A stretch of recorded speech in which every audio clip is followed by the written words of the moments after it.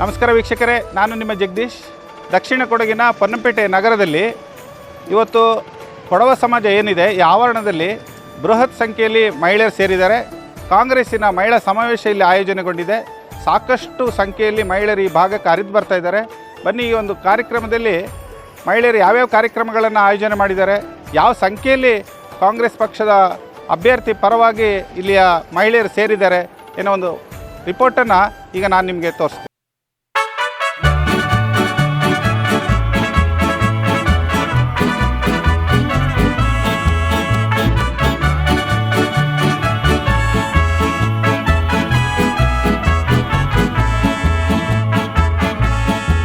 Yo voy a cantar esta canción para mi gente, con una pasión tan fuerte. Ay, ay, ay, ay, ahora sigo cantando y sigo gozando, yo sigo cantando y sigo gozando.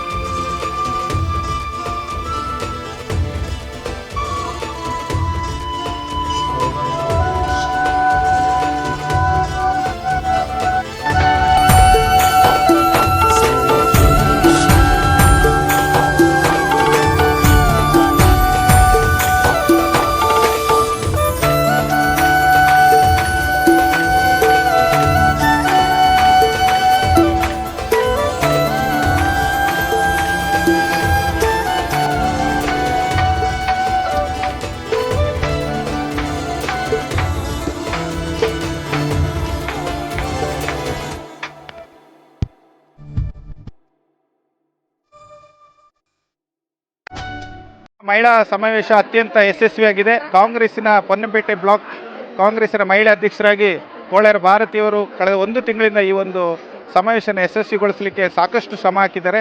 ಅವ್ರ ಜೊತೆ ಕಾರ್ಯಕರ್ತರು, ಅವರ ಸಹಪಾಠಿಗಳು ಭಾಳ ದುಡಿದಿದ್ದಾರೆ. ಈಗ ಅವರು ನಮ್ಮೊಟ್ಟಿಗಿದ್ದಾರೆ. ಬನ್ನಿ, ಅವರು ಏನು ಹೇಳ್ತಾರೆ ಕೇಳೋಣ. ಇದು ನಾನು ಬ್ಲಾಕ್ ಅಧ್ಯಕ್ಷೆ ಆದಲಿಂದನೇ ನನಗೆ ಇದೊಂದು ಸಮಾವೇಶ ಮಾಡಬೇಕು ಅನ್ನೋ ಆಸೆ ಇತ್ತು.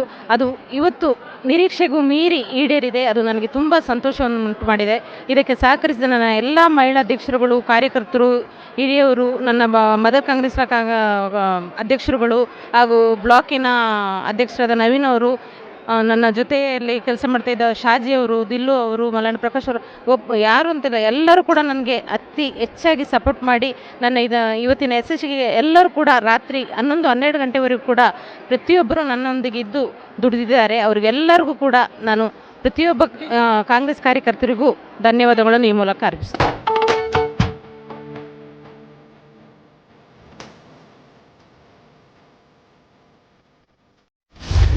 ಅವರು ಹಲವಾರು ವಿಚಾರವನ್ನು ಪ್ರಸ್ತಾಪ ಮಾಡ್ತಾ ಕಾಂಗ್ರೆಸ್ ಪಕ್ಷ ಮಹಿಳೆಯರಿಗೆ ಮಾನ್ಯತೆ ಕೊಡಲು, ಮಹಿಳೆಯರಿಗೆ ಅಧಿಕಾರ ಕೊಡಲು, ಪ್ರಾತಿನಿಧ್ಯ ಕೊಡಲು ಬದ್ಧವಾಗಿರೋದಕ್ಕೆ ಹಲವಾರು ಉದಾಹರಣೆಗಳನ್ನು ಕೊಟ್ಟರು. ಅದರಲ್ಲಿ ಬಹುಶಃ ಅವರು ಪ್ರೇಮಾ ಕಾರ್ಯಪ್ಪನವರ ಹೆಸರು ಬಿಟ್ಟೋಯ್ತು. ಅವರು ರಾಜ್ಯಸಭಾ ಸದಸ್ಯರಾದರು. ಬೆಂಗಳೂರು ನಗರದಲ್ಲಿ ಅವರು ಮೇಯರ್ ಕೂಡ ಆಗಿದ್ದರು. ಕೊಡಗಿನಿಂದ ಹೋಗಿ ಒಬ್ಬ ಮಹಿಳೆ ಬೆಂಗಳೂರು ಮೇಯರ್ ಆಗಬೇಕಂದ್ರೆ ಪುಷ್ಪಾ ಬನ್ನಾಥ್ ಅವ್ರಿಗೆ ಗೊತ್ತಿರ್ತದೆ ಎಷ್ಟು ಕಷ್ಟ ಇದೆ.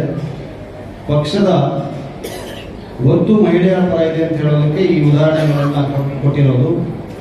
ಇವತ್ತಿನ ಮುಂದಕ್ಕೂ ಕೂಡ ಬರುವಂಥ ಚುನಾವಣೆಯಲ್ಲಿ ಬಹುಶಃ ರಾಜ್ಯ ಅಧ್ಯಕ್ಷರನ್ನ ಪ್ರಸ್ತಾಪ ಮಾಡಿ ಹೇಳ್ತಾರೆ ಎಷ್ಟು ಮಹಿಳೆಯರಿಗೆ ಪ್ರಾತಿನಿಧ್ಯ ಕೊಡ್ತಾ ಇದ್ದಾರೆ ಅಂತ.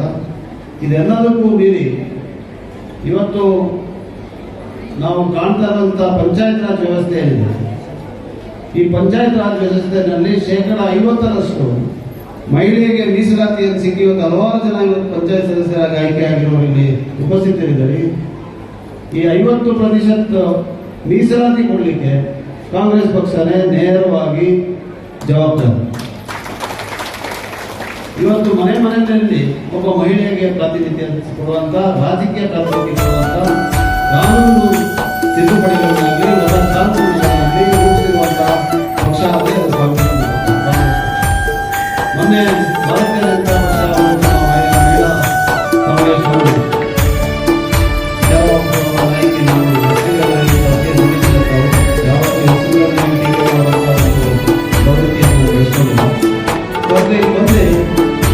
ಮತ್ತೆ ಅವರು ಸಾಧಾರಣವಾಗಿ ನಡೆಸುವಂತ ಭಾಷಣ ಮಾಡ್ತಾ ನಮ್ಮ ಪಕ್ಷದ ಕೆಲವು ನಾಯಕರ ಮೇಲೆ, ರಾಜ್ಯ ನಾಯಕರ ಮೇಲೆ ವೈಯಕ್ತಿಕವಾದಂಥ ಟೀಕೆಯನ್ನು ಮಾಡಿದರು. ಬಹಳ ದೊಡ್ಡ ಭಾಷಣ ತರ ಇದನ್ನು ಬಿಡಿಸಲಾಗ್ತದೆ. ನಾನು ಅವ್ರನ್ನ ಕೇಳುವಂತ ಒಂದು ಪ್ರಶ್ನೆ, ನಾವು ಮಹಿಳೆಯರಿಂದ ಪೂರ್ವ ವಿಧಾನ ಪರಿಷತ್ ಸದಸ್ಯರಿದ್ದೇವೆ, ಕೊಡಗು ಜಿಲ್ಲೆಗೆ ಸೀಮಿತವಾದಂತ ಪೂರ್ವ ವಿಧಾನ ಪರಿಷತ್ ಸದಸ್ಯರು ಕೊಟ್ಟಿದ್ದೇವೆ, ರಾಜ್ಯಸಭಾ ಸದಸ್ಯರು ಕೊಟ್ಟಿದ್ದೇವೆ, ಮೇಯರ್ ಕೊಟ್ಟಿದ್ದೇವೆ, ಜಿಲ್ಲಾ ಅಧ್ಯಕ್ಷರನ್ನ ಮಾಡಿದ್ದೇವೆ, ಜಿಲ್ಲಾ ಪಂಚಾಯತ್ ಅಧ್ಯಕ್ಷರನ್ನ ಮಾಡಿದ್ದೇವೆ, ವಿಧಾನಸಭೆಗೆ, ವಿಧಾನ ಪರಿಷತ್ಗೆ ಎಲ್ಲರೂ ಕೂಡ ಪ್ರಾತಿನಿಧ್ಯ ಕೊಡಗು ಜಿಲ್ಲೆಯಿಂದ ಕೊಟ್ಟಿದ್ದಾರೆ. ಈಗಾಗಲೇ ರಾಜಕೀಯ ಪಟ್ಟಿಯನ್ನು ಕೂಡ ಜಿಲ್ಲಾಧ್ಯಕ್ಷರು ಕೊಟ್ಟಿದ್ದಾರೆ. ನೀವು ಯಾರು ಮಾಡಿದ್ದೀರಿ ಅಂತ ಒಬ್ಬ ಮಹಿಳೆಯನ್ನ ಇವತ್ತು ನಮ್ಮ ಆದೇಶವನ್ನು ಗೇಟ್ ದಾಟಿ ಹೋಗುವಂತ ಪ್ರಾತಿನಿಧ್ಯ ಅಂತ ಕೊಟ್ಟಿರೋ ಹೆಸರನ್ನು ದಯವಿಟ್ಟು ಏನಂತ ನೇರ ಪ್ರಶ್ನೆಯನ್ನು ನಿಮ್ಮ ಮೂಲಕ ಈ ಸಭೆಯಲ್ಲಿ ನಾನು ಕೇಳಿದ್ದೇನೆ. ನೀವು ಪ್ರಾತಿನಿಧ್ಯ ಮಹಿಳೆಯನ್ನು ಕೊಟ್ಟಿದ್ದೀರಾ ಅಂತ ಹೇಳಿದ್ರೆ ಅದು ಇಂಥ ಸಲದ ಆರೋಪವನ್ನ ನಮ್ಮ ಪಕ್ಷದ ನಾಯಕರ ಮೇಲೆ ಟೀಕೆ ಮಾಡಿ ಜನರ ಭಾವನೆಯನ್ನು ಕೆರಳಿಸಿ ಧರ್ಮದ ವಿರುದ್ಧ ಎದ್ಗಟ್ಟು ಇಲ್ಲಿನ ಜಾಗ ಖಾಲಿ ಮಾಡಿ ಹೋಗ್ತಾರೆ. ಅವರು ಹೋಗ್ಬಿಡ್ತಾರೆ. ನಮ್ಮ ಯುವಕರು ಉತ್ತೇಜಿತರಾಗಿ ಇಲ್ಲದೆ ಇರುವಂತ ಕೆಲಸಗಳು ಮಾಡಿ ಕೇಸ್ಗಳು ಹಾಕ್ಸ್ಕೊಂಡು ಜೈಲಲ್ಲಿ ಇರ್ತಾರೆ. ಅವ್ರ ಮನೆಯಲ್ಲಿರೋ ಮಹಿಳೆಯರೇ ಅನುಭವಿಸ. ಸೊ ಇವರು ಮಹಿಳೆಯರಿಗೆ ಏನು ಪ್ರಾತಿನಿಧ್ಯ ಕೊಡ್ತಾ ಇದ್ದೀರಾ ಅಂತ ಕೇಳಿದ್ರೆ ಉತ್ತರ ಇಲ್ಲ. ಆದ್ರೆ ಮಹಿಳೆಗೆ ಏನು ತೊಂದರೆ ಕೊಟ್ಟಿದ್ದೀರಾ ಅಂತ ಹೇಳೋದಕ್ಕೆ ನಾನು ಇವತ್ತು ಹೇಳಿರುವಂತ ಉತ್ತರ. ಮಕ್ಕಳೆಲ್ಲ ಕೇಸ್ ಹಾಕ್ಸ್ಕೊಂಡು ಜೈಲಲ್ಲಿ ಇದ್ದಾಗ ಮಹಿಳೆಯರ ಕಣ್ಣೀರು ಹಾಕೊಂಡು ಮನೆಯಲ್ಲಿ ಕೂತಿರ್ತಾರೆ. ಇವತ್ತು ಯುವಕರಿಗೆ ದಾರಿ ತಪ್ಪಿಸಿ ಅವ್ರಿಗೆ ಇಲ್ಲದೆ ಇರುವಂತ ಎಲ್ಲ ಕ್ರಿಮಿನಲ್ ಆಕ್ಟಿವಿಟೀಸ್ನೆಲ್ಲ ಅವ್ರನ್ನ ತಳ್ಳಿ ಮಹಿಳೆಯರಿಗೆ ಇಲ್ಲದೆ ಇರುವಂತ ವೇತನವನ್ನು ನೀಡಿ ಮಹಿಳಾ ಸಮಾವೇಶದಲ್ಲಿ ಬಂದು ಒಂದು ಮಹಿಳೆಯ ಪರವಾದಂತ ಮಾತನ್ನು ಹೇಳ್ತಾ ಹೋಗ್ತಾರಲ್ಲ, ಇವರಿಗೆ ಮಹಿಳೆಯರಾಗಿರುವಂತ ನೀವೆಲ್ಲ ಅವ್ರಿಗೆ ಸಮರ್ಥಿಸ್ತೀರಾ? ಸಾಧ್ಯ ಇದೆಯಾ? ಇವತ್ತು ಕಾಂಗ್ರೆಸ್ ಪಕ್ಷ ಮೊನ್ನೆ ಗ್ಯಾರಂಟಿ ಕಾರ್ಡನ್ನು ಹೊರಡಿಸಿದ್ವಿ. Guarantee card ಹೊರಡಿಸಿದ್ವಿ. ನಮ್ಮ ರಾಜ್ಯ ಮಟ್ಟದ ನಾಯಕರು, ಅಧ್ಯಕ್ಷರು, ಜಿಲ್ಲಾ ಅಧ್ಯಕ್ಷರು ಎಲ್ಲ ಕೂಡ ಸೇರಿ, ವಿನಾಯಚನವರು ಸೇರಿ ದೊಡ್ಡ ಪ್ರತಿಭಟನೆಯನ್ನು ಮಾಡಿದ್ರು. ಎಲ್ಲಿ? ಮಡಿಕೇರಿ. ಗ್ಯಾಸ್ ಬೆಲೆ ಏರಿಕೆ ಮಾಡಿ ಬೇರೆ ಎಲ್ಲ ದಿನನಿತ್ಯದ ನಮ್ಮ ದಿನಸಿ ಸಾಮಗ್ರಿಗಳು ಕೂಡ ಇವತ್ತು ಬೆಲೆ ಏರಿಕೆ. ನೀವು ಅಡುಗೆ ಮಾಡಬೇಕಾದ್ರೆ ಬಹುಶಃ ಮುಹೂರ್ತದಲ್ಲಿ ಅಡುಗೆ ಮಾಡುವಂಥದ್ದು ಹಳೆ ಕಾಲ. ನೀವು ಬೆಳಿಗ್ಗೆ ಒಂದ್ಸತಿ, ರಾತ್ರಿ ಒಂದ್ಸತಿ, ರಾತ್ರಿ ಮಾಡಿದ ಬೆಳಿಗ್ಗೆ ತಿನ್ನುವಂಥ ಪರಿಸ್ಥಿತಿ ನಿರ್ಮಾಣ ಆಗಿದೆ. ಅಷ್ಟೊಂದು ಬೆಲೆ ಇರುತ್ತೆ. ಗ್ಯಾಸ್ ಹಚ್ಚಿಸ್ಬೇಕಂದ್ರೆ ಯೋಚನೆ ಮಾಡಬೇಕು, ಅಂಥ ಪರಿಸ್ಥಿತಿ ನಿರ್ಮಾಣ ಆಗಿದೆ. ನಮ್ಮ ಗ್ಯಾರಂಟಿ ಕಾರ್ಡ್ನ ತಾವು ಬಹುಶಃ ನೋಡಿದ್ದೀರಾ ಎಲ್ಲರೂ. ಈ ಗ್ಯಾರಂಟಿ ಕಾರ್ಡ್ ನಾನು ಹೇಳ್ತೇನೆ, ನೇರವಾಗಿ ಮಹಿಳೆ ಆಧಾರಿತವಾದಂಥ ಕಾರ್ಯಕ್ರಮ. ಗೃಹಲಕ್ಷ್ಮಿ, ಅದರಲ್ಲಿ ಗೃಹಲಕ್ಷ್ಮಿ ನೋಡಿ, ನಾವು ಕೊಟ್ಟಿರುವಂಥ ಹೆಸರುಗಳನ್ನು ತಾವು ಗಮನಿಸಬೇಕು ಬಹಳ ಸೂಕ್ಷ್ಮವಾಗಿ. ಗೃಹಲಕ್ಷ್ಮಿ ಅಂದರೆ ಇದರಲ್ಲಿ ನೇರವಾಗಿ ಮಹಿಳೆಯರಿಗೆ, ಗೃಹಿಣಿಯರಿಗೆ ಅವರ ಖಾತೆಗೆ 2,000 ರೂಪಾಯಿ ತಿಂಗಳಂತೆ ಬಂದು ನಿಮ್ಮ ಖಾತೆಯಲ್ಲಿ ಸೇರುವಂಥ ಕಾರ್ಯಕ್ರಮ. ಒಂದು ತಿಂಗಳಿಗೆ 2,000 ರೂಪಾಯಿ, ವರ್ಷಕ್ಕೆ 24,000 ರೂಪಾಯಿ, 5 ವರ್ಷಕ್ಕೆ 1,24,000 ರೂಪಾಯಿ ಎಲ್ಲ ಗೃಹಿಣಿಯರ ಖಾತೆಗೆ. ನಮ್ಮ ನಾಯಕರು, ಕಾರ್ಯಕರ್ತರು ಎಲ್ಲ ಕೂಡ ನಿಮ್ಮ ಮನೆ ಬಾಗಿಲಿಗೆ ಬಂದು ತಾವುಗಳು ಕೂಡ ಸೇರಿ ಇದನ್ನ ಮನೆ ಮನೆಗೆ ಪ್ರಚಾರ ಮಾಡಬೇಕು. ಈ ಗ್ಯಾರಂಟಿ ಕಾರ್ಡ್ ಇರುವಂತಹ 2 ಭಾಗ ಇದೆ ಇದರಲ್ಲಿ. ಒಂದು ಗ್ಯಾರಂಟಿ ಕಾರ್ಡ್ ನಮ್ಮ ನಾಯಕರಾದಂಥ ಡಿ.ಕೆ. ಶಿವಕುಮಾರ್ ಅವರು, ನನ್ನ ಸಿದ್ದರಾಮಯ್ಯನವರು ಸಹಿ ಹಾಕಿರುವಂಥ ಗ್ಯಾರಂಟಿ ಕಾರ್ಡ್, ಅದನ್ನ ನೀವು ಅವ್ರಿಗೆ ಕೊಡಬೇಕು. ಬಾಕಿ ಒಂದು ಭಾಗದಲ್ಲಿ ಅವರ ಮಾಹಿತಿಯನ್ನು ಕೊಡಬೇಕು. ಈ ಮಾಹಿತಿ ಯಾಕೆ ಅಂತ ಹೇಳಿದ್ರೆ, ಮೇ ತಿಂಗಳಲ್ಲಿ 2023 ಮೇ ತಿಂಗಳಲ್ಲಿ ಕರ್ನಾಟಕ ರಾಜ್ಯದಲ್ಲಿ ಕಾಂಗ್ರೆಸ್ ಸರ್ಕಾರ ಬರಲಿದೆ. ಅದ್ರ ಬಗ್ಗೆ ಯಾರಿಗೂ ಸಂಶಯ ಇಲ್ಲ. ಸರ್ಕಾರ ಬಂದಾಗ ನಾವು ಮಾಡಿರುವಂತಹ ಭರವಸೆ, ನಾವು ಕೊಟ್ಟಿರುವಂತಹ ಆಶ್ವಾಸನೆಗಳನ್ನು ಪೂರೈಸಬೇಕಾದ್ರೆ ಈ ಮಾಹಿತಿ ಮೂಲಕ ಇಲ್ಲಿಯ ಜಿಲ್ಲಾಧಿಕಾರಿಗಳು ನಿಮಗೆ ಸಂಪರ್ಕ ಮಾಡ್ತಾರೆ. ನಿಮ್ಮ ಬ್ಯಾಂಕ್ ಖಾತೆಯ ವಿವರವನ್ನು ಪಡೆದು ನಾವು ಸರ್ಕಾರ ಬಂದಿದ್ದ ಮೊದಲನೇ ತಿಂಗಳಿಂದ ನೇರವಾಗಿ ನಿಮ್ಮ ಖಾತೆಗೆ 2,000 ರೂಪಾಯಿ ಬರುತ್ತೆ. ಇದು ಮಹಿಳೆಯರಿಗೆ ಯಾಕೆ ಕೊಡ್ತಾ ಇದ್ದೀವಿ ಅಂತ ಕೂಡ ತಾವು ಯೋಚನೆ ಮಾಡಿ. ಯಾಕಂದ್ರೆ ಇವತ್ತು ಈ ದೇಶ ಮುಂದೆ ಬರಬೇಕಂದ್ರೆ, ಆರ್ಥಿಕವಾಗಿ ನಾವು ಬೆಳಿಬೇಕಂದ್ರೆ ಮಹಿಳೆಯರು ಸದೃಢರಾಗಬೇಕು, ಆರ್ಥಿಕವಾಗಿ ಬಲಿಷ್ಠರಾಗಬೇಕು. ಮನೆಯಲ್ಲಿ ಇದ್ದು ಕೂಡ ತಮಗೆ 2,000 ರೂಪಾಯಿ ಬಂದರೆ, ಈಗ ಕೆಲವರು ಗಂಡಸರು ಸ್ವಲ್ಪ ಹವ್ಯಾಸಗಳಿದೆ, ನಿಮ್ಗೆ ಗೊತ್ತಿದೆಯಲ್ಲ, ಅವ್ರಿಗೆ 2,000 ರೂಪಾಯಿ ಕೊಟ್ಟರೆ 1,500 ರೂಪಾಯಿ ಆಗುತ್ತೆ. ಅದಕ್ಕೆ ನೇರವಾಗಿ ನಿಮ್ಮ ಕೈಗೆ ಸೇರಿದ್ರೆ ನೀವು ಮುನ್ನಾಲೋಚನೆ ಇರುವಂಥವ್ರು ಅಂದರೆ ಮಹಿಳೆ. ಈಗ ನಾನು ಕೂಡ ಮನೆಯಲ್ಲಿ ಊರಿಗೆ ಹೋಗ್ತಾ ಇದ್ದೀನಿ, ದುಡ್ಡವನ್ನ ನೆಂಟಿ ಕೇಳಿದ್ರೆ ಎಷ್ಟೋ ಅಂತ ಯಾಕೆ ತಗೊಳ್ತಾ ಇದ್ದೀನಿ ಅಂತ.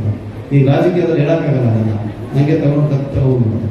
ಆದರೆ ನಿಮ್ಮ ಹತ್ರನೇ ನೇರವಾಗಿ ಬಂದರೆ ಈಗ ಯಾವ ಟೈಮ್ ಅಂತ ತಗೊಳಕ್ಕಾಗಲ್ಲ.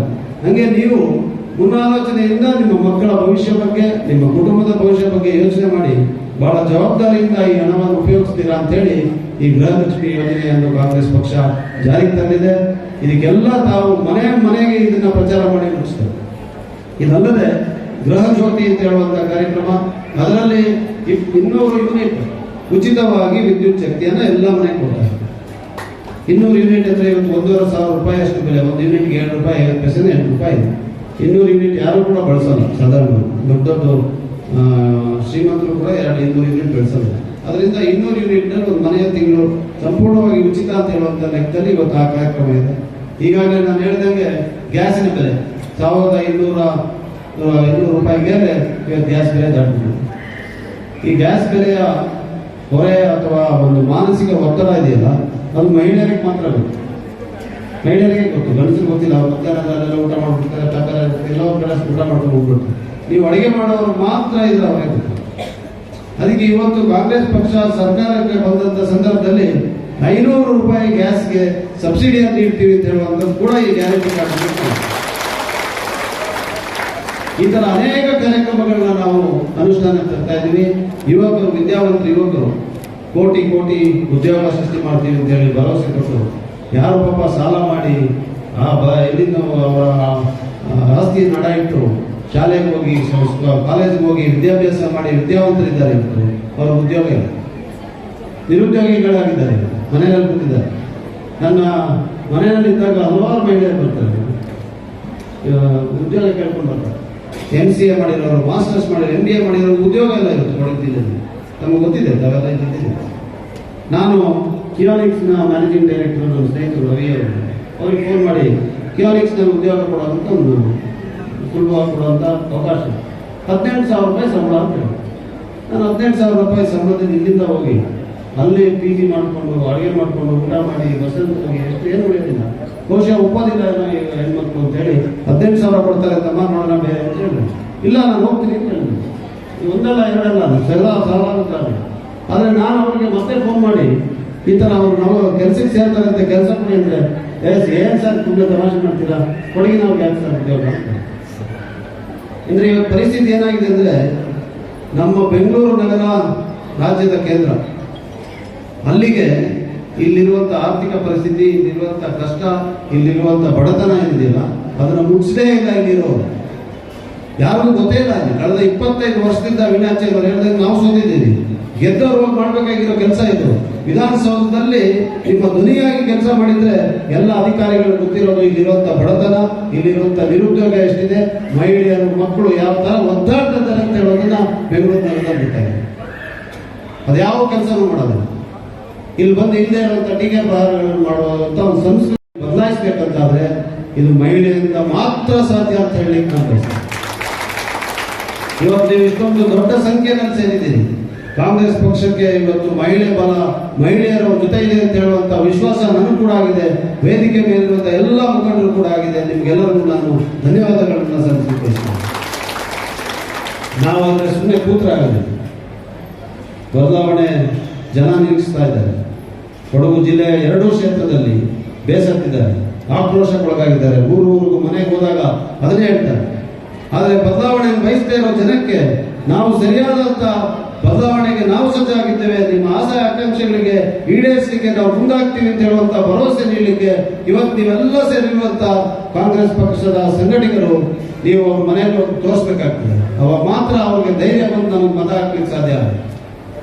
ನಾವು ಸುಮ್ಮನೆ ಆಯ್ತು ನಾನು ಓಟ್ ಹಾಕ್ತೀನಿ, ನನ್ನ ಗಂಡ ಓಟ್ ಹಾಕ್ತೀನಿ ಮನೇಲಿ ಕೂತ್ಕೊಂಡ್ರೆ ಈ ಚುನಾವಣೆ ನಾವು ಎದುರಿಸೋದು ಕಷ್ಟ ಆಗ್ತದೆ. ಎಲ್ಲರೂ ಕೂಡ ಎಲ್ಲ ಇಲ್ಲಿ ಪಂಚಾಯತ್ ಸದಸ್ಯರಿದ್ದೀರಿ, ಪಂಚಾಯತ್ ಚುನಾವಣೆಯಲ್ಲಿ ಸೋತವರಿದ್ದೀರಿ, ಕಾರ್ಯಕರ್ತರಿದ್ದೀರಿ, ಮುಖಂಡರಿದ್ದೀರಿ. ಈ ಚುನಾವಣೆ ನೀವು ನಿಲ್ತಾ ಇರೋದು, ಈ ಚುನಾವಣೆಯನ್ನು ನೀವೇ ಎದುರಿಸ್ತಾ ಇರೋದು ಅಂತ ಹೇಳುವಂತ ಮನಸ್ಥಿತಿ ನಿರ್ಮಾಣ ಮಾಡಿ ಮನೆಗೆ ಹೋದ್ರೆ ಬಹಳ ದೊಡ್ಡ ಬಹುಮತ ನಿಮ್ಮ ಈ ಕ್ಷೇತ್ರದಿಂದ ನಾವೇನು ಒಂದು ಮಾತನ್ನು ಹೇಳಲಿಕ್ಕೆ ಬಯಸ್ತೇನೆ. ಇಲ್ಲಿ ಒಗ್ಗಟ್ಟಾಗಿ ಈ ವೇದಿಕೆಯಲ್ಲಿ ಜಿಲ್ಲಾ ಕಾಂಗ್ರೆಸ್ ಸಮಿತಿ ಹುದ್ದೆ, ಜಿಲ್ಲಾ ಕಾಂಗ್ರೆಸ್ನ ಎಲ್ಲಾ ಮುಖಂಡರು ಕೂತಿದ್ದಾರೆ. ಈ ಗೆಲುವನ್ನು ನಾವು ಮುಂದಿನ ದಿನಗಳಲ್ಲಿ ನಿರೀಕ್ಷೆ ಮಾಡಿಕೊಂಡು ಚುನಾವಣೆ ಪ್ರಚಾರ ಇಳಿತಾ ಇದ್ದೀವಿ. ಆ ಗೆಲುವು ಪಕ್ಷದ ಗೆಲುವು ಆಗ್ತದೆ, ಪಕ್ಷದ ಸಂಘಟನೆ ಗೆಲುವು ಆಗ್ತದೆ. ಒಂದು ಸಾಮೂಹಿಕ ನಾಯಕತ್ವದಲ್ಲಿ ಇಲ್ಲಿ ಆಡಳಿತ, ಇಲ್ಲಿದ್ದ ಬೆಳವಣಿಗೆ, ಇಲ್ಲಿದ್ದ ಅಭಿವೃದ್ಧಿಗೆ ನಾವೆಲ್ಲ ಸೇರಿ ಕೈ ಹಾಕ್ತೀವಿ ಅಂತ ಹೇಳುವಂತ ಭರವಸೆಯನ್ನು ಕೂಡ ನಿಮಗೆ ಕೊಡ್ಲಿಕ್ಕೆ ಬಯಸ್ತಾ ಇದ್ದೀನಿ. ಯಾರು ಕೂಡ ತಮ್ಮ ವ್ಯಾಪ್ತಿಗೆ ಬರುವಂತ ಕ್ಷೇತ್ರದಲ್ಲಿ ಅವ್ರನ್ನ ಬಿಟ್ಟು ನಿರ್ಲಕ್ಷ್ಯದಿಂದ ಯಾವುದೇ ಕೆಲಸ ಆಗುತ್ತೆ ಅಂತ ದಯವಿಟ್ಟು ಯೋಚನೆ ಮಾಡಬೇಕು. ಇದು ಪ್ರಜಾಪ್ರಭುತ್ವ ವ್ಯವಸ್ಥೆ. ಇಲ್ಲಿ ಎಲ್ಲರೂ ಸೇರಿದ್ರೆ ಮಾತ್ರ ನಾಯಕತ್ವ ಸೃಷ್ಟಿ ಮಾಡ್ಲಿಕ್ಕೆ ಆಗ್ತದೆ, ಸೇರಿದ್ರೆ ಮಾತ್ರ ನಾವು ಶಾಸಕರನ್ನ ಆಯ್ಕೆ ಮಾಡ್ಲಿಕ್ಕೆ ಆಗ್ತದೆ. ಆದ್ರಿಂದ ತಾವೆಲ್ಲ ಮಹಿಳೆಯರೇನಿದ್ದೀರಿ, ತಾಯಂದಿರೇನಿದ್ದೀರಿ, ನಿಮ್ಮ ಆಶೀರ್ವಾದ ನನಗೂ ಬೇಕು, ಪಕ್ಷಕ್ಕೂ ಬೇಕು ಅಂತ ಹೇಳುವಂತ ಮಾತನ್ನು ಇವತ್ತು ಹೇಳ್ತಾ, ಕಾಂಗ್ರೆಸ್ ಪಕ್ಷದ ಹಲವಾರು ಕಾರ್ಯಕ್ರಮಗಳನ್ನ ನಾವು ಅನುಷ್ಠಾನಕ್ಕೆ ತರೋಕೆ ನಿಮ್ಮೆಲ್ಲರ ಸಂಪೂರ್ಣ ಸಹಕಾರ ಸಿಕ್ಕಿದರೆ ಮಾತ್ರ ಸಾಧ್ಯ. ನಾವು ಇನ್ನೊಂದು ಉದ್ಯೋಗ ಇಲ್ಲದೆ ಇರುವಂತಹ ಯುವಕರ ಬಗ್ಗೆ ಹೇಳ್ತಾ ನಾನು ದಾರಿ ಸ್ವಲ್ಪ ಭಾಷಣದಲ್ಲಿ ತಪ್ಪದೆ, ಯುವಕರಿಗೆ, ವಿದ್ಯಾವಂತ ಯುವಕರಿಗೆ, ಡಿಗ್ರಿ ಪದವಿ ಪಡೆದಿರುವವರಿಗೆ ತಿಂಗಳಿಗೆ ಉದ್ಯೋಗ ಇಲ್ಲದೆ ಇರುವವರಿಗೆ 3,000 ರೂಪಾಯಿ ವೇತನವನ್ನು ಕಾಂಗ್ರೆಸ್ ಪಕ್ಷ ನೀಡಿದೆ. ಹೀಗಾಗಿ ನಮ್ಮ ಮಕ್ಕಳಿಗೆ ಅವ್ರ ಉದ್ಯೋಗ ಸಿಗೋವರೆಗೂ ಅವ್ರು ಓಡಾಡ್ಬೇಕಲ್ಲ, ಬಸ್ ಬೇಕು, ಮಧ್ಯಾಹ್ನ ಟೀ ಬೇಕು, ಊಟಕ್ಕೆ ಬೇಕಲ್ಲ, ಕೆಲಸ ಹುಡ್ಕೊಂಡು ಹೋಗಲ್ಲ. ನಿಮ್ಮ ಕೈನಲ್ಲಿ ದುಡ್ಡಿಲ್ಲ, ಯಾಕಂದ್ರೆ ಗ್ಯಾಸ್ ಹೋಗ್ಬಿಡ್ತದೆ. ಅದರಿಂದ ನೀವು ದುಡ್ಡು ಕೊಡೋಕ್ಕಾಗೋದಿಲ್ಲ ಅಂತ ಸರ್ಕಾರ ಇಂಥ ಒಂದು ನೀತಿಯನ್ನು ರೂಪಿಸ್ತಾ ಇದೆ. ಡಿಪ್ಲೊಮಾ ಹೋಲ್ಡರ್ಸ್ಗೆ 1,500 ರೂಪಾಯಿ ಅನ್ಕೊಂಡು, ಸೊ 3,000 ರೂಪಾಯಿ ಡಿಗ್ರಿ ಅವರಿಗೆ, 1,500 ರೂಪಾಯಿ ಡಿಪ್ಲೊಮಾ ಹೋಲ್ಡರ್ಸ್ ಕೊಡುವಂತ ಯುವ ಜ್ಯೋತಿ ಕಾರ್ಯಕ್ರಮವನ್ನ, ಅದರ ಹೆಸರು ಸರಿಯಾಗಿ ಗೊತ್ತಿಲ್ಲ, ಆ ಕಾರ್ಯಕ್ರಮವನ್ನ ಮೊನ್ನೆ ನಮ್ಮ ನಾಯಕರು, ರಾಷ್ಟ್ರ ಮಟ್ಟದ ನಾಯಕರಾದಂಥ ರಾಹುಲ್ ಗಾಂಧಿ ಅವರು ಬಂದು ಘೋಷಣೆ ಮಾಡೋಣ. ಈ ಎಲ್ಲ ಜನಪರ ಬಡಪರ ಕಾರ್ಯಕ್ರಮಗಳಿಗೆ ಕಾಂಗ್ರೆಸ್ ಪಕ್ಷ ಬದ್ಧವಾಗಿದೆ. ನಾವಿಲ್ಲಿರುವಂತವ್ರು ಎಲ್ಲರೂ ಕೂಡ ಬದ್ಧವಾಗಿದ್ದೇವೆ, ನಾನು ಕೂಡ ಬದ್ಧನಾಗಿದ್ದೇನೆ ಅಂತ ಹೇಳುವಂತ ಮಾತನ್ನ ನಿಮ್ಗೆ ಹೇಳಲಿಕ್ಕೆ ಬಯಸ್ತಾ ಇದ್ದೇನೆ. ನಾವು ಈ ಕಾರ್ಯಕ್ರಮಗಳ ಅನುಷ್ಠಾನ ತರಬೇಕಾದ್ರೆ ಕೇಳ್ತಾರೆ ವಿರೋಧ ಪಕ್ಷದವರು, ದುಡ್ಡೆಲ್ಲಿಂದ ಅಂದ್ರೆ ಸ್ವಾಮಿ ನೀವು ಜೋಬಲ್ಲಿ ಹಾಕೊಂಡಿದ್ದೀರಲ್ಲ 40%, ಅದೇ ದುಡ್ಡು. ಆ ದುಡ್ಡನ್ನ ವಾಪಸ್ ತಗೊಳ್ತೀವಿ ನಾವು. 40% ಸರ್ಕಾರದ ಖ್ಯಾತಿ ಪಡೆದಿರುವಂತ ಬಿಜೆಪಿ ಸರ್ಕಾರ ಇದೆ ಇವತ್ತು ರಾಜ್ಯದಲ್ಲಿ. ಮುಖ್ಯಮಂತ್ರಿಗಳು ಬೇರೆ ರಾಜ್ಯಕ್ಕೆ ಹೋದ್ರೆ ದೊಡ್ಡ ದೊಡ್ಡ ಬೋರ್ಡ್ಗಳನ್ನ ಹಾಕಿದ್ದಾರೆ, ನಾವು ಹಾಕಿರೋದಲ್ಲ. ಆ ರಾಜ್ಯದಲ್ಲಿ ನಮ್ಮ ಸರ್ಕಾರ ಇಲ್ಲ, ನಮ್ಮ ಪಕ್ಷದ ಅಸ್ತಿತ್ವನೇ ಇದೆ. ಅಂತ ರಾಜ್ಯಗಳು ಹೋದಾದ್ರೆ ವೆಲ್ಕಮ್ ಟು 40% ಚೀಫ್ ಮಿನಿಸ್ಟರ್ ಅಂತ ಬೋರ್ಡ್. ಇದು ಬೇಕಾ ನಮಗೆ? ಈ 40% ಎಷ್ಟು ಅಂತ ಹೇಳಿದ್ರೆ ನಮ್ಮ ರಾಜ್ಯದ ವಾರ್ಷಿಕ ಬಡ್ಜೆಟ್ 3,15,000 ಕೋಟಿ. 3,15,000 ಕೋಟಿ. ಇದರಲ್ಲಿ 40% ಎಷ್ಟು? 1,25,000 ಕೋಟಿ. ಈ 1,25,000 ಕೋಟಿನಲ್ಲಿ ನಾವು ಇದೆಲ್ಲ ಕಾರ್ಯಕ್ರಮಗಳನ್ನು ಅನುಷ್ಠಾನಕ್ಕೆ ತಂದರೂ ಕೂಡ 30,000 ಕೋಟಿ ಆಗಿದೆ. ಬಾಕಿ 95,000 ಕೋಟಿ ಇನ್ನು ಉಳಿತದೆ. ಸೊ ದುಡ್ಡೆಲ್ಲಿಂದ ಅಂತ ಕೇಳೋರಿಗೆ ಇದೇ ಉತ್ತರ. ನೀವು ಲೂಟಿ ಹೊಡೆಯೋ ದುಡ್ಡನ್ನ ನೀವು ಹೊಡೆದಿರಲಿಲ್ಲ ಅಂದರೆ ನೇರವಾಗಿ ನಿಮಗೆ ನಾವು ಕಾರ್ಯಕ್ರಮಗಳು ಮಾಡೋಣ. ನೀವು ಜನರ ಪರ ಬಡವರ ಪರ ಕಾರ್ಯಕ್ರಮಗಳನ್ನ ಮಾಡ್ಲಿಕ್ಕೆ ತಲೆನೇ ಹಾಕಿಲ್ಲ. ನೀವು ರಾತ್ರಿ ಆದರೆ ಯಾವುದೋ ಒಬ್ಬ ಮನೆಯಲ್ಲಿ ರೂಮಲ್ಲಿ ಕೂತ್ಕೊಂಡು ದುಡ್ಡನ್ನು ಬಟವಾಡ ಮಾಡ್ತಾ ಇದ್ದೀವಿ. ಯಾವ ದುಡ್ಡು? ನಿಮ್ಮ ದುಡ್ಡು, ನಿಮಗೆ ಸೇರಬೇಕಾಗಿದೆ ದುಡ್ಡು. ಆ ದುಡ್ಡನ್ನ ನೇರವಾಗಿ ನಿಮ್ಗೆ ಸೇರಿಸುವಂಥ ಕಾರ್ಯಕ್ರಮಗಳನ್ನ ನಾವು ಇವತ್ತು ಮಾಡಿರುವಂಥ ಘೋಷಣೆಗಳು ಅದೆಲ್ಲ ನಿಮ್ಮ ಹಕ್ಕು. ನಾವು ಕೊಡ್ತಾ ಇದ್ದೀವಿ ಏನಿದೆಯಲ್ಲ ಅದು ಯಾರಿಗೂ ನಾವು ದಾನವಾಗಿ ಕೊಡ್ತಾ ಇಲ್ಲ. ಸರ್ಕಾರ ಬಂದಾಗ ನಿಮಗೆ ನೇರವಾಗಿ ಸೇರಬೇಕಾಗಿರೋ ದುಡ್ಡು ನಿಮಗೆ ನೇರವಾಗಿ ನಾವು ಸೇರಿಸ್ತಾ ಇದ್ದೀವಿ. ಅದಕ್ಕೆ ನಾವು ಗ್ಯಾರಂಟಿ ಕಾರ್ಡ್ ಕೊಡ್ತಾ ಇರೋದು. ಯಾಕಂದ್ರೆ ಹಲವಾರು ಸಲ ತುಂಬಾ ನಾಯಕರು ಬಂದು ಬೊಗಳೆ ಬಿಟ್ಟು ಹೋಗ್ತಾರೆ, ಲಕ್ಷಾಂತರ ರೂಪಾಯಿ ಸೇರ್ತದೆ ನಿಮ್ಮ ಖಾತೆಗೆ. ನಾವು ಅದನ್ನು ಮಾಡಲ್ಲ. ಈ ಎಲ್ಲ ಕಾರ್ಯಕ್ರಮಗಳನ್ನ ಸಂಪೂರ್ಣವಾಗಿ ಅನುಷ್ಠಾನ ತರಲಿಕ್ಕೆ ಕಾಂಗ್ರೆಸ್ ಪಕ್ಷ ಬದ್ಧವಾಗಿದೆ. ನಾವೆಲ್ಲ ಸ್ಥಳೀಯವಾಗಿ ಇವತ್ತು ಯಾರು ನಿಮ್ಮ ಮುಂದೆ ವೇದಿಕೆಯಲ್ಲಿ ಇದ್ದೀವಿ ನಾವೆಲ್ಲರೂ ಕೂಡ ಬದ್ಧರಾಗಿದ್ದೇವೆ. ನಿಮಗೆ ಈ ಕಾರ್ಯಕ್ರಮಗಳನ್ನ ರೂಪಿಸಿ ಕಾಂಗ್ರೆಸ್ ಪಕ್ಷ ನೀವು ಅನುಷ್ಠಾನಕ್ಕೆ ತಂದೇ ತರಲಿದೆ. ಮೇ ತಿಂಗಳವರೆಗೂ ದಯವಿಟ್ಟು ತಾಳ್ಮೆಯಿಂದ ಕಾಯಬೇಕಷ್ಟೇ. ಇವತ್ತು ನಮ್ಮ ಚುನಾವಣೆಗೆ ಸಂದರ್ಭಪಟ್ಟಂತೆ ತಾವುಗಳೆಲ್ಲ ಇಲ್ಲಿ ಇಷ್ಟೊಂದು ದೊಡ್ಡ ಸಂಖ್ಯೆಯಲ್ಲಿ ಸೇರಿ ನನಗೆ ಒಂದು ವಿಶ್ವಾಸ ಖಚಿತ, ಪಕ್ಷ ಗೆದ್ದೇ ಗೆಲ್ತದೆ. ಮಹಿಳೆಯರ ತಾಯಂದಿರ ಆಶೀರ್ವಾದ ನಿನ್ನೆ ಇದೆ ಅಂತ ನಂಬಿಕೆ ನಮಗೆ. ನಿಮಗೆಲ್ಲರಿಗೂ ನಾನು ಕೈ ಮುಗಿದು ಧನ್ಯವಾದಗಳನ್ನು ಹೇಳ್ತಾ ಈ ಕಾರ್ಯಕ್ರಮದ ಯಶಸ್ಸಿಗೆ ದುಡಿದಂಥ ಬ್ಲಾಕ್ ಕಾಂಗ್ರೆಸ್ನ ಅಧ್ಯಕ್ಷರಾದಂಥ ಭಾರತಿ ಅವರಿಗೆ, ರಾಜೇಶ್ವರಿ ಅವರಿಗೆ, ಪೊನ್ನಕ್ಕಿ ಅವರಿಗೆ ನಾನು ಪಕ್ಷದ ವತಿಯಿಂದ ಮತ್ತು ವೈಯಕ್ತಿಕವಾದಂಥ ಧನ್ಯವಾದಗಳನ್ನು ನಾನು ಬಯಸ್ತೇನೆ. ಹಾಗೆ ಬ್ಲಾಕ್ ಕಾಂಗ್ರೆಸ್ನ 3 ಅಧ್ಯಕ್ಷರು ನವೀನ್ ಅವರು, ರಂಜಿತ್ ಪೂರ್ಣಚಂದ್ರ ಅವರು, ಇಸ್ಮೇಲ್ ಅವರು ಇವರೆಲ್ಲರೂ ಕೂಡ ಕಾರ್ಯಕರ್ತರಾಗಿ ಇವತ್ತು ಕೆಲಸ ಮಾಡ್ತಾ ಇದ್ದಾರೆ. ಇದೇ ರೀತಿ ನಾವು ಇನ್ನು 1 ತಿಂಗಳು 10 ದಿವಸ ಚುನಾವಣೆವರೆಗೂ ಎಲ್ಲರೂ ಕೂಡ ಇದು ನಮ್ಮ ಚುನಾವಣೆ ಅಂತ ಹೇಳಿ ಬೀದಿಗಿಳಿದು ಮನೆ ಮನೆ ಹತ್ತಿ ಕೆಲಸ ಮಾಡುವಂಥದ್ದು ಮಾಡಲೇಬೇಕು. ಅದಾದಾಗ ಮಾತ್ರ ನಮ್ಗೆ ಯಶಸ್ಸು ಸಿಗುತ್ತೆ. ಇಲ್ಲಿ ಯಶಸ್ಸು ಸಿಕ್ಕಿದ್ರೆ ನಾನು ಈಗಾಗಲೇ ಕೊಟ್ಟಿರುವಂಥ ಎಲ್ಲ ಆಶ್ವಾಸನೆ ಭರವಸೆಗಳನ್ನು ಈಡೇರಿಸಲಿಕ್ಕೆ ಸಾಧ್ಯ ಆಗುತ್ತೆ ಅಂತ ಹೇಳುವಂಥ ಮಾತನ್ನ ಹೇಳ್ತಾ ಇಲ್ಲಿ ಮತ್ತೊಮ್ಮೆ ನಿಮಗೆಲ್ಲರೂ ಕೂಡ ಬಹಳ ತಾಳ್ಮೆಯಿಂದ ಕಾಯ್ದು ನಮ್ಮೆಲ್ಲರ ಮಾತನ್ನು ಆಲೈಸ್ತಿರುವಂಥ ಎಲ್ಲ ಮಹಿಳೆಯರಿಗೆ, ತಾಯಂದಿರಿಗೆ ನನ್ನ ವಂದನೆಗಳನ್ನು ಹೊರಟಿ ಕಾರ್ಯಕ್ರಮವನ್ನು ಆಯೋಜನೆ ಮಾಡಿದಂಥ ಆಯೋಜಕರು ಕೂಡ ನನ್ನ ವಂದನೆಗಳನ್ನು ಸಲ್ಲಿಸಿ ನನ್ನ ಮಾತನ್ನು ಮುಗಿಸ್ತೇನೆ. ನಮಸ್ಕಾರ ವೀಕ್ಷಕರೇ, ನಾನು ನಿಮ್ಮ ಶಿಲ್ಪಾ. ಕೊಡಗು ಧ್ವನಿ ಡಿಜಿಟಲ್ ಮೀಡಿಯಾದಿಂದ ಈ ಚಾನಲನ್ನು ನೀವು ಸಬ್ಸ್ಕ್ರೈಬ್ ಮಾಡಿ, ಲೈಕ್ ಮಾಡಿ, ಶೇರ್ ಮಾಡಿ.